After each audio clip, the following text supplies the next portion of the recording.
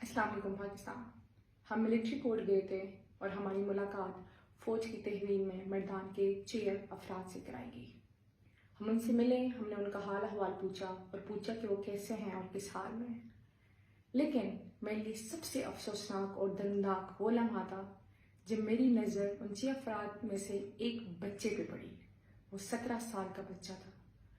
मैं हैरान और परेशान हो गई। मैंने उससे पूछा कि तुम यहाँ क्या कर रहे हो और कहाँ के हो। उसने बताया कि उसका ताल्लुक काटलंग मर्दान से है और वो 17 साल का बच्चा फर्स्ट ईयर का मर्दान कॉलेज में पढ़ता था। तो मैंने कहा तुम यहाँ कैसे आए हो। उसने बताया कि जिस 9 मई के दिन जब उसकी कॉलेज की छुट्टी हुई तो वो वापस आ रहा था तो PRC के सामने एहतजाज हो रहा था। वो भी एहतजाज में शामिल हो गया क्योंकि वहाँ पे इमरान खान जिंदाबाद के नारे लग रहे थे। उसने भी नारे लगाए। तो उसने कहा कि वहाँ पे जब एहतजाज हो रहा था तो एहतजाज PRC के बाहर हो रहा था। तो वहाँ पे एक दीवार के ऊपर सफ़ेद कपड़ों में मलबूस एक आदमी था, उसके हाथ में मोबाइल था और वो मोबाइल से हमें ऐसे इशारे कर रहा था कि आप PRC के अंदर आओ, PRC के अंदर आओ। तो कहते हैं कि मैं नीचे से पत्थर उठा के उसको मारने शुरू कर दिए। वो एक पत्थर वहाँ बाहर एक कैमरे को भी लगा।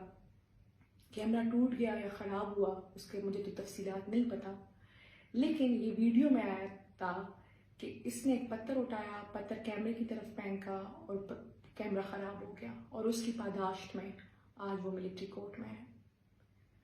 मैं आज इस वीडियो के ज़रिए अपने ताकतवर लोगों से, अपने फ़ौज के आला अहदेदारों से इल्तिजा करना चाहती हूँ कि पूरा पाकिस्तान समझता है कि 9 मई एक बहुत बड़ा सानहा है।